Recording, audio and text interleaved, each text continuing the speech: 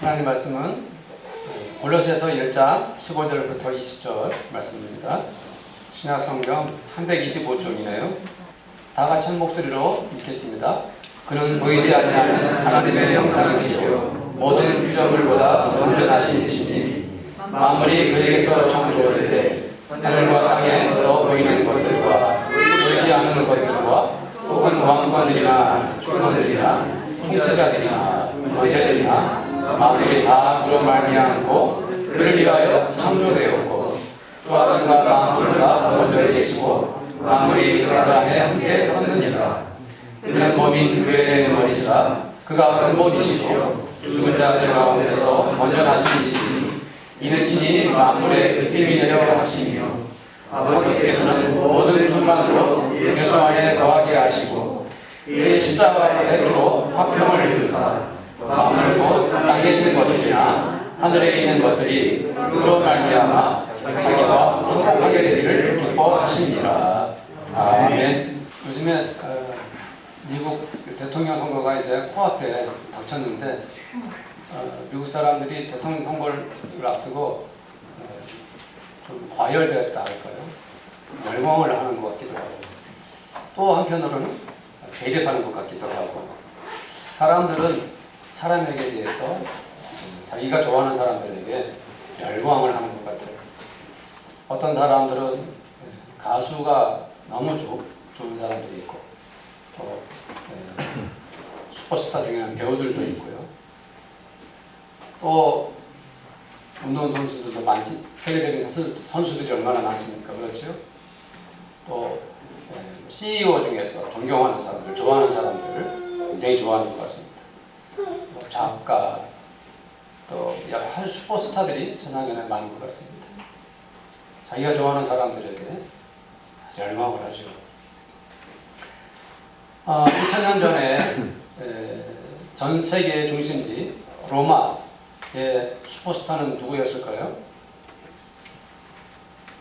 로마의 황제가 바로 당시 슈퍼스타였습니다. 그 사람은 황제는 전능한 신처럼 군림하였습니다. 자기가 가지고 있는 정치적, 군사력, 힘과 인맥을 통해서 온 세계를 지배했던 사람이 로마의 황제였습니다. 골로새에 있는 사람들 마음에도 이 황제가 자리를 차지하고 있었습니다. 당시 사람들은 황제가 다스리는 관료들이 자기들을 지배하면 오히려 그것을 영광하고 생각했습니다. 황제 때문에 우리가 잘 되고 황제로 인해서 우리 도시가 이렇게 잘 산다라고 그렇게 황제를 우상처럼 섬기고 있었던 것이죠. 그러나 바울은 이토록 태산처럼 엄청난 권력을 가진 이 황제 앞에서 예수 그리스도를 앞세우고 있습니다. 16절 하반절의 말씀에 이런 말씀이 있죠. 왕권들이나 주권들이나 통치자들이나 권세들이나 만물이 다 그로 말미암고 그를 위하여 창조되었고 이런 말씀 보면은 바울은 매우 정치적인 용어를 사용하고 있습니다. 왕이라든지 통치자라든지 어떤 권력을 가지고 있다 할지라도 그 모든 권력들은 다 예수로 말미암고 또 예수를 위하여 창조되었다. 그 말을 하고 있는 것입니다. 당시 로마의 황제는 온 세계를 지배하고 있었지만 종교에는 자유를 허락하였습니다. 단 한 가지 조건만 충족된다면 어떤 종교를 어떻게 믿어도 괜찮았습니다. 그 조건이 무엇이었을까요? 그것은 바로 황제의 숭배였던 것이죠. 살아있는 권력 황제 앞에 고개를 숙이고 무릎을 꿇고 나온다면 어떤 종교를 믿고 어떤 신에게 경배를 한다 해도 괜찮다 하는 것이 황제의 그러한 생각이었던 것이죠. 그러나 바울은 황제의 숭배를 거역했습니다. 어찌 바울뿐이겠습니까? 당시 모든 사도들과 또 모든 성도들이 이 서슬퍼런 황제의 권력에 결코 무릎 꿇지 않았습니다. 오히려 거절하고 그 황제 숭배를 거역했죠. 바로 그 이야기를, 그 말을 골로새에 있는 성도들에게 편지를 써서 촉구하고 있는 것입니다. 모든 권력은 예수님을 위해서 존재한다. 모든 통치자들도 예수님으로 말미암아 세워졌다. 오히려 황제라 할지라도 예수 앞에 나와 예수님을 영접하고 그분께 영광을 돌려야 한다. 라고 골로새에 있는 성도들에게 강한 메시지를 전하고 있는 것입니다. 왜 바울은 모든 사람들이 황제 앞에 굴복하지 않고 황제 앞에 무릎 꿇지 않고 오히려 예수님만이 홀로 높임을 받고 왜 예수만 경배해야 되고 왜 예수 앞에만 머리를 숙여야 하는지, 왜 바울은 그렇게 주장하고 있습니까?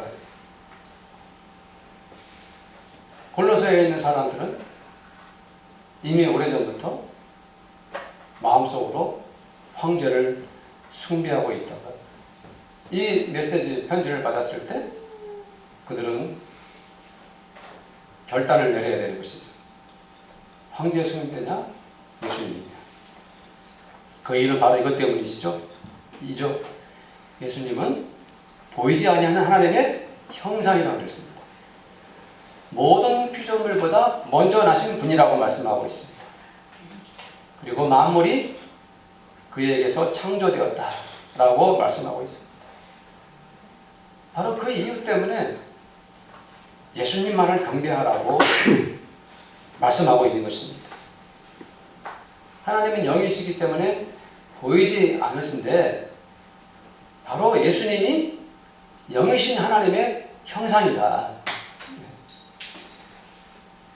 하나님은 그 누구도 볼 수 없는 분이셨지만 예수님이 인간의 모습을 하고 우리 곁에 오심으로 하나님의 모습을 친히 뭐 해주셨습니까? 보여주셨어요. 예수님이 하나님이신 거예요. 예수님이 가지신 모든 능력은 하나님의 것입니다. 예수님이 모든 것을 아시고 모든 것을 행하시는 분이시고 모든 능력을 가지신 분이신데 그 하나님의 모든 권세와 능력 그것을 예수님이 친히 다 가지고 계신 것이죠. 그래서 예수님은 어떤 분이십니까? 하나님의 형상이다. 만물을 창조하신 분이시다. 그러니 골로새 교회 성도님 여러분들도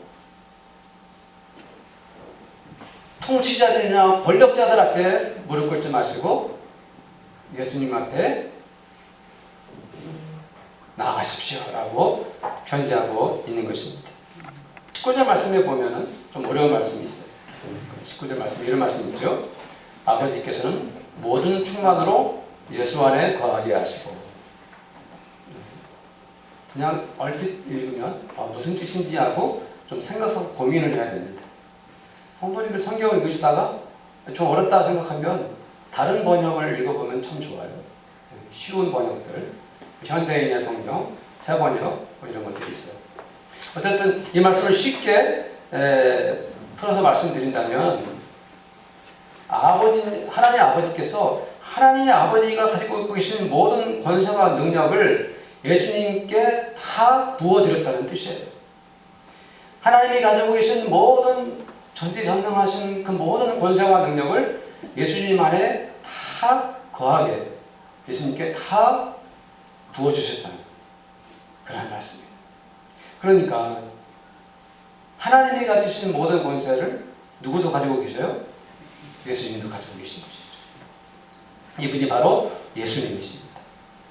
모든 피조물보다 먼저 계셨고 예수님으로 말미암아 만물이 다 만들어졌고 예수님께서 이 세상에 만왕의 왕이 되신 것이죠. 골로새 교회 성도들이 이 편지를 받았을 때, 이 메시지를 받았을 때 그들의 마음속에서 우리가 마음속에 주인으로 삼았던 황제가 중요한 것이 아니라 우리 주 예수 그리스도 그분만이 우리가 경배하고 그분께만 무릎 꿇고 그분께만 우리가 우리의 마음을 드리고 믿음을 드려야겠구나 하는 그 결단을 하게 되는 것이죠. 18절에도 이런 말씀이 있죠. 18절 한번 읽어볼까요? 18절 시작. 그는 몸인 교회의 머리시라. 그가 근본이시며 죽은 자들 가운데서 먼저 나신 이시니 이는 친히 만물의 일등이 되려 하시며 18절 말씀에서도 예수가 어떠한 분인지 바울은 역설하고 있습니다. 힘을 다해 말하고 있죠. 교회는 몸과 같은데 몸은 머리가 있고 손과 발이 있고 우리의 몸통이 있는데 그 중에서 예수님은 어떤 자리를 차지하고 계십니까? 머리. 교회의 머리라는 것은 가장 중요하고 생명과도 같다는 뜻이죠. 바로 예수님이 교회의 머리이시다. 바울이 말하고 있습니다. 그가 근본이라고 말씀한 것은 무슨 뜻이죠? 그것은 예수님이 만물의 모든 피조물의 뿌리이고 첫 출발점이라는 뜻입니다. 그분이 계셔서 모든 만물이 존재한다는 의미예요. 그리고 뿐만 아니라 주님은 죽은 사람들 가운데서 가장 먼저 나신 분이시다. 가장 먼저 부활하신 분이다. 창조주 예수님, 전능하신 예수님, 그분이 죽은 자들 가운데서도 가장 먼저 부활하신 주님이세요. 그래서 그렇기 때문에 예수님이 온 세상 가운데서 홀로 높으시며 홀로 으뜸이시다 라고 바울이 골로새 성도들에게 편지하고 있는 것입니다.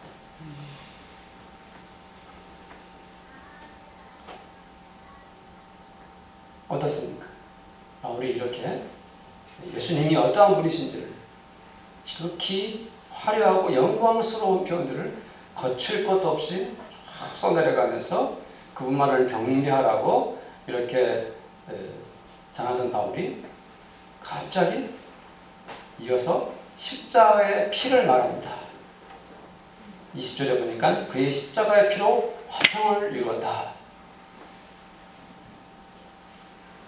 십자가 하면 우리는 그것이 거룩한 상징이고 은혜의 상징이고 사랑의 상징이고 치유의 상징이지만 당시의 골로새 사람들에게는 십자가라는 그 이미지는 그야말로 가장 악랄한 죄인들을 처형시키는 가장 가혹한 그러한 형벌의 상징이 십자가이지 않습니까? 이 십자가형을 당하는 사람들은 반역죄를 저질렀거나 연쇄살인범을 저질렀다든지 정말 극악무도한 죄인들을 처형시킬 때 십자가를 통해서 그렇게 그들을 사형시켰습니다. 여기 또 피라는 말 자체가 십자가의 상징적인 것이죠. 이 십자가가 왜 무섭냐면은 그냥 단두대는 죽는지도 모르고 죽기 때문에 가장 신사적인 그러한 처형법이죠. 고통도 없이 그냥 순식간에 죽으니까. 그러나 이 십자가는 그 매달리는 순간부터 서서히 피를 흘리면서 천천히 죽어가는 것이 십자가예요. 형. 예, 고통은 온몸에 그대로 받고 서서히 피와 물을 말려가며 죽이는 것이 십자가예요. 그러니까 골로새 사람들이 이 메시지를 들었을 때 온몸에 그냥 뽀싹한 거죠. 웬 십자가 피, 이런 의미죠. 유대 왕 중에서 가장 비극적인 왕이, 유대 왕 중에 마지막 왕이 누구죠? 혹시 기억하시는 분 계십니까? 시드기야라는 왕인데, 이 왕은 이 유대 민족 500년 역사 가운데 마지막 왕이에요. 근데 이 왕이 어떻게 됐냐면은 왕으로서 모든 권세와 권력을 누리다가 바벨론 느부갓네살 유대를 공격을 하는 바람에 잡히면서 이 두 눈이 떼집니다. 그 전에 자기 아들들이 자기 눈앞에서 전부 다 죽임을 당합니다. 그리고 그 시드기야는 포로가 되어가지고 이 노스아스들에 의해 가지고 바벨론으로 끌려가서 37년간이나 감옥살이를 하다가 37년 만에 석방이 됩니다. 가장 불행한 왕이죠. 처참한 왕이라 할 수가 있어요. 그런데 예수님이 하늘의 영광과 권세를 다 가지시고 모든 만물을 창조하셨고 모든 이들에게 경배와 찬양을 마땅히 받아야 할 그분이 갑자기 십자가에서 십자가의 피를 흘려 죽으셨다라고 바울이 말씀하고 있잖아요. 상황이 급전급락합니다. 완전히 바뀌어버렸습니다. 이것이 바로 예수님의 위대한 역설, 거룩한 파라독스인 것입니다. 하나님과 같은 영광과 권세로 충만하신 분이 이렇게 십자가에 피를 흘려서 죽으셨다 라고 바울이 그들에게 편지하고 있는 것이죠. 바울이 왜 예수께서 십자가에 피 흘려 죽으셨다고 말하고 있습니까? 무엇을 이루기 위해서 그랬다고 그랬습니까? 화평을 이루기 위해서, 평화를 이루기 위해서, 화목을 이루기 위해서 그렇게 하셨다라고 말씀하고 있는 것입니다. 노벨상 중에서 가장 사람들이 그래도 다 엄청난 상이지만 가장 높이 보는 상이 뭡니까? 물론 여러 가지 상이 있지만 노벨 평화상이 아마도 사람들이 가장 높이 보는 상이 아닌가 싶습니다. 평화가 아름답다고 우리가 말하는 이유가 무엇입니까? 평화가 고귀하다라고 말하는 이유가 무엇입니까? 평화는 많은 사람들을 살리기 때문이죠. 평화의 반대말은 전쟁이지 않습니까? 평화를 지키면 많은 사람을 살려내고 평화가 깨지면 전쟁이 나고 거기에 수많은 피해와 고통이 찾아옵니다. 그래서 평화가 위대하다고 하는 이유는 사람들을 살려내는 것이기 때문에 또 평화가 위대하다고 우리가 말하는 이유 중에 또 하나가 있을 것입니다. 그 중에 하나가 무엇입니까? 평화는 희생이 따라오기 때문에 소중하고 거룩한 것입니다. 두 번째 또 평화가 위대한 이유가 거기에 평화를 지키기 위해서 거기에 희생이 따르기 때문에 평화가 위대하고 소중한 것입니다. 누군가가 희생을 했기 때문에 그 희생을 통하여 평화는 우리에게 주어진 것이죠. 제가 간혹 일본 제국주의 시대를 얘기합니다만 일제강점기에 수많은 우리의 선진들이 희생을 했기 때문에 우리가 그 일제강점기에서 해방되어서 평화를 얻고 있지 않습니까? 얼마나 많은 희생을 치러서 우리가 공산주의자들로부터 이렇게 벗어났어. 평화로운 나라가 지금 되어 있으니까. 거기에 수많은 희생들이 따랐기 때문에 평화가 우리에게 있는 것입니다. 예수님께서 우리를 위해서 십자가에 피 흘리시는 그 죽음, 그 희생으로 우리에게 평화가 온 것입니다. 예수 그리스도의 십자가의 피가, 그 희생이 우리에게 평화를 가져다 준 것이죠. 그래서 우리는 그 평화가 너무 소중하고 거룩한 것입니다. 20절 하반절에 이런 말씀이 있죠. 제가 읽어드리겠습니다. 20절 하반절입니다. 만물고 땅에 있는 것들이나 하늘에 있는 것들이 그로 말미암아 자기와 화목하게 되기를 기뻐하십니다.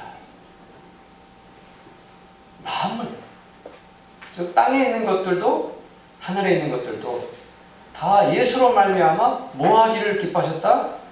화목하게 되기를. 이것이 바로 십자가의 희생에 놀라운 은혜예요. 예수 십자가의 피의 그 은혜가 하늘에 있는 것이나 땅에 있는 것이나 모든 만물들이 하나님과 화목하고 예수님과 화목하게 되는 거예요. 그러한 결과를 열매를 맺게 된 것이죠. 사랑하는 성도님들, 지금 세상이 어떻습니까? 세상은 그야말로 하루도 전쟁이 멈추지 않고 싸움과 증오가 가득한 세상 아닙니까? 가까이 있는 개인끼리도 하나 싸우고 미워하는, 집단과 집단 사이에서도 테러를 행하고 나라와 나라 사이에도 첨단 무기를 동원해서 전쟁의 광기에 빠져 있는 것이 오늘날 세상입니다. 종교라는 것이 용서와 평화를 위해서 앞장서야 하는데 종교가 다르다는 이유로 평범한 학교 선생님을 참수시키고 그렇게 죽게 한 후에 또 종교 간에 나라 간에 싸우고 미워하는 악순환이 계속되고 있는 것이 세상입니다. 종교를 통해서 평화를 이뤄낼 수가 없어요. 어떤 위대한 지도자가 세상을 화목하게 할 수 없습니다. 어떠한 사상이나 어떠한 단체라 할지라도 이 세상의 평화를 완성할 수 없습니다. 그것이 이 세상이에요. 그러나 예수님은 이 세상에 평화를 주시는 분이십니다. 예수님께서 왜 십자가에 피 흘려 죽으셨는가? 그것은 자기를 말미암아 이 온 세상과 하나님이 화목하게 되기를 원하셨기 때문에 그것을 위해서 예수님께서 십자가에서 피 흘리신 것입니다. 사람들은 서로 싸우고 미워하고 도둑질하고 거짓말하고 살았습니다. 이 세상이 혼란스럽고 온갖 부작용과 상처와 절망과 어둠이 가득하였습니다. 그야말로 무질서 그 자체였습니다. 하나님께 원수되었던 자들이 하나님께 대항하고 하나님을 대적하고 이렇게 온 세상을 혼란스럽게 만드는 상태에서 무질서한 상태에서 서로 망해갔을 때 이 죄악의 이 어두움의 그늘에서 인간들이 헤어나지 못할 때 하나님은 이 세상을 심판할 수밖에 없는 그러한 상황에서 예수 그리스도께서 십자가에 피 흘려 죽으심으로 말미암아 하나님께서 이 세상을 다시 살리고 구원하실 생각을 하신 것입니다. 예수께서 십자가에 피 흘려 죽으심으로 이 혼란스럽고 혼탁하고 어두운 세상이 다시 하나님과 화목하고 예수님과 화목하면서 이 세상에 망하지 않고 다시 회복되어지고 다시 구원을 얻을 그러한 은혜를 받게 된 것입니다.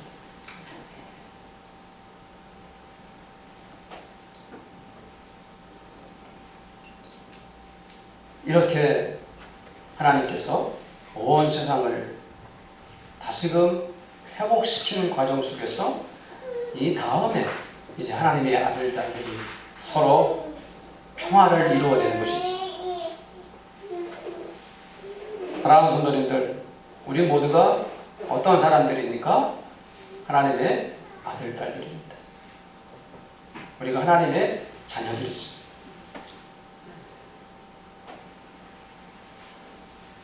우리는 예수 그리스도의 거룩한 피로 하나가 된 하나님의 자녀들입니다. 그런 우리들이 하나님께 영광을 돌리며 이렇게 하나님의 자녀로 살아갈 때에 우리가 서로 사랑하고 우리가 서로 화목하면서 이렇게 예배를 드리며 하나님께 영광을 돌리는 이 현장이 바로 어떠한 모습입니까? 하나님과 화목한 백성들이 우리 예수 그리스도와 화목하면서 성도들 간에도 화목하게 된 것입니다. 그래서 이 교회 공동체가 서로 화목하고 서로 사랑하는 평화의 공동체가 되어 있는 것이죠. 이렇게 교회 공동체가 선하고 아름다운 이유는 하나님의 아들, 딸 된 백성들이 하나님과 화목하고 성도들과 서로 사랑하면서 이렇게 화목하게 되었기 때문에. 이것이 바로 무엇입니까? 하나님의 백성들이 하나님과 화목하게 된 놀라운 모습이라 할 수가 있습니다. 이렇게 하나님의 백성들이 화목하게 된 다음에 이제 이 하나님의 백성들이 또 세상과 화목하게 됩니다.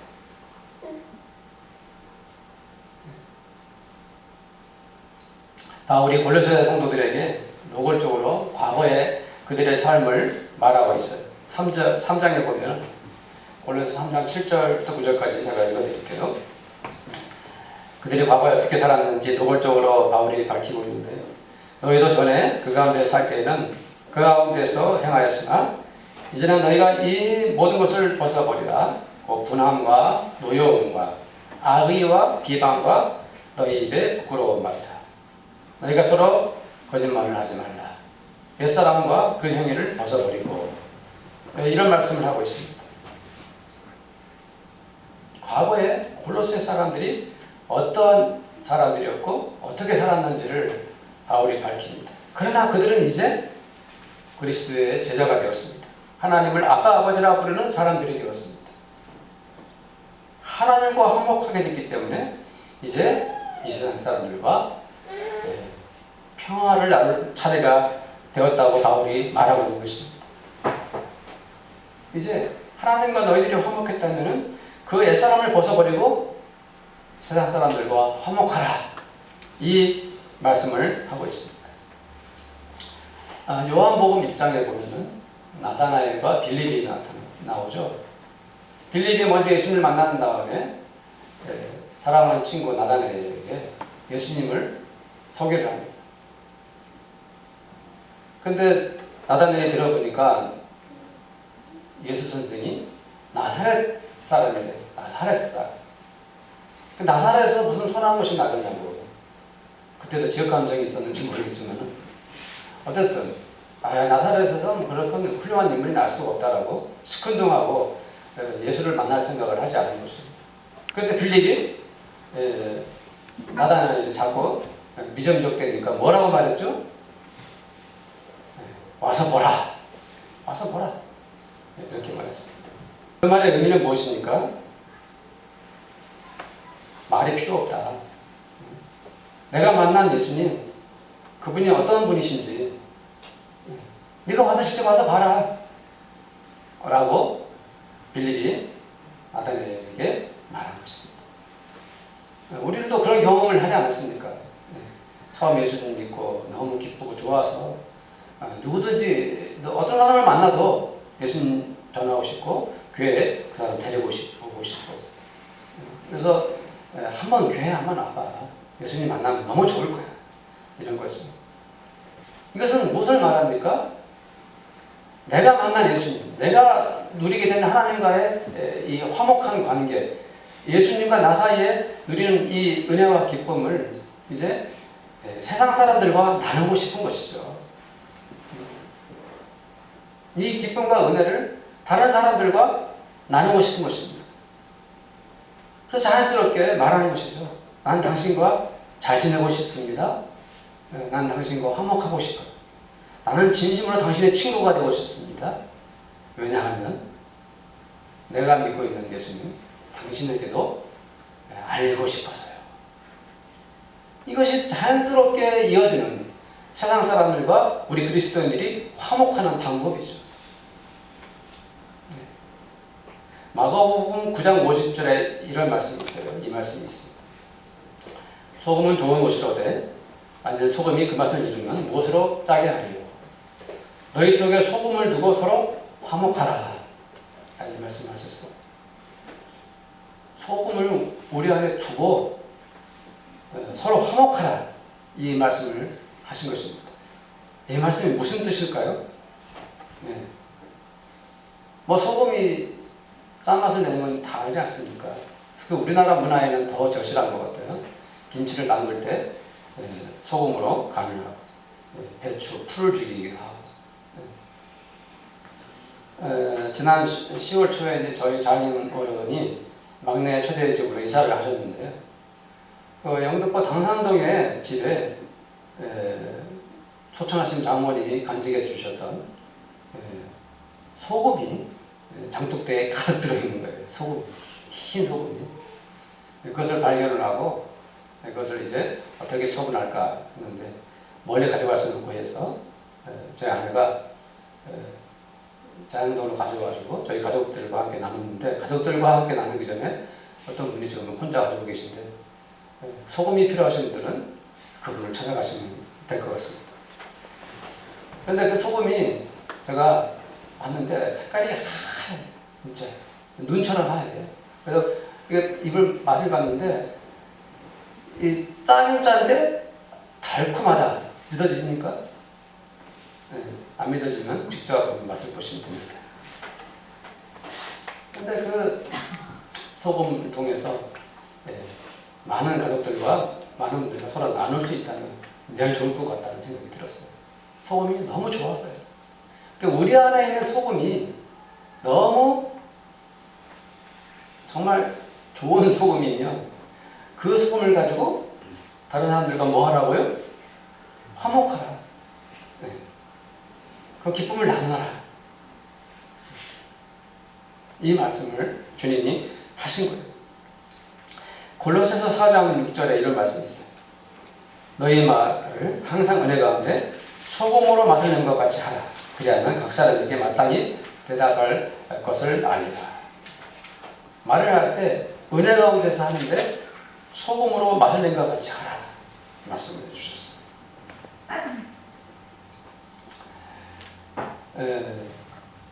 제 아내가 간혹 저한테 요리를 하면 정말 요리를 잘할 거라고 요리를 한번 해보라 그러는데 저는 요리를 하지 않습니다.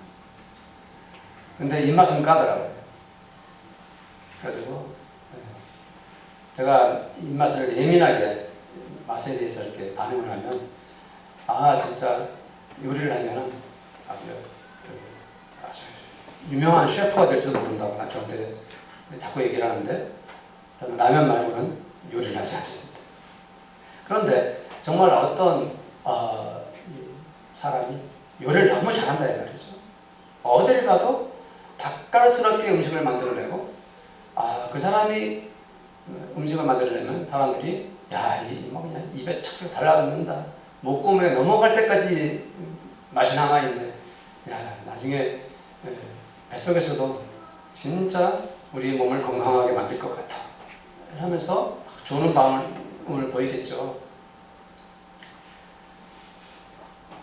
그 사람이 가는 곳에 사람들이 다 환영을 하고 그 사람을 만나면 전부 다 화목해지고 그 사람 때문에 모두가 즐거워하는 것이죠.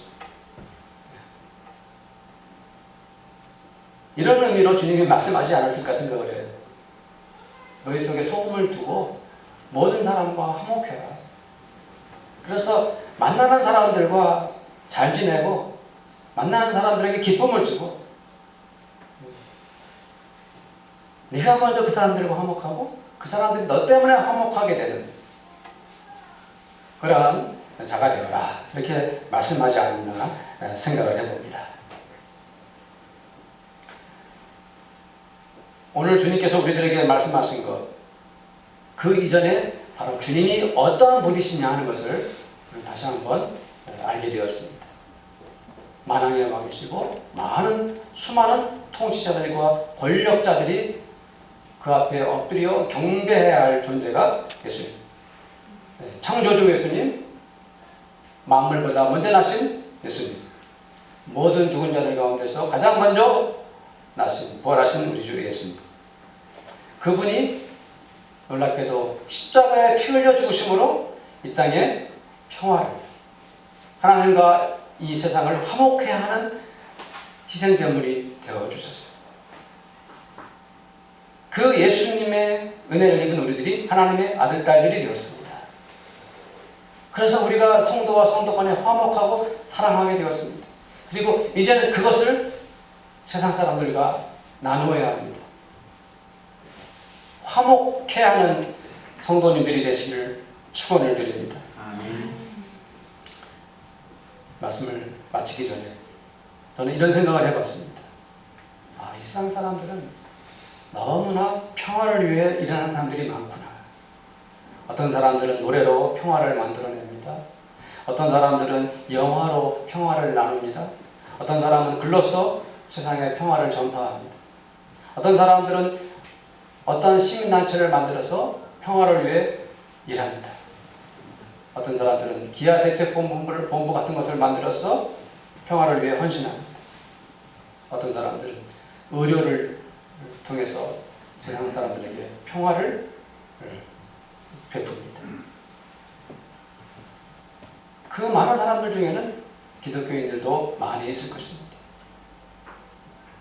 그러나 이 모든 평화 운동의 뿌리는 예수님께 있습니다.